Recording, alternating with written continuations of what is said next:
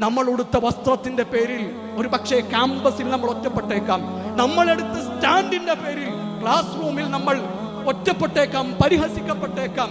നമ്മൾ തീവ്ര ചിന്തയുള്ളവരാണ് എന്ന് കുറ്റപ്പെടുത്തിയേക്കാം. അവഗണിച്ച് കളയുക. അല്ലാഹുവിന്റെ ദീനാണ് നമുക്ക് വലുത്.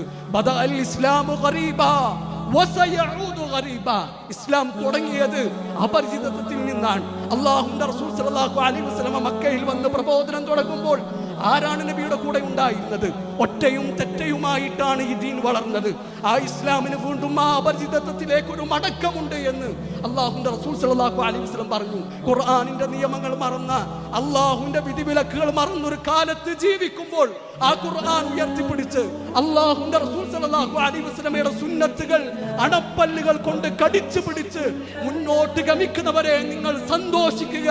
ഫതൂബാ ലിൽ ഖുറബാ, ഫതൂബാ ലിൽ ഖുറബാ. ആ അപരിചിതർക്ക് മംഗളമെന്നാണ് അല്ലാഹുവിന്റെ റസൂൽ സ്വല്ലല്ലാഹു അലൈഹി വസല്ലമ പറഞ്ഞിട്ടുള്ളത്.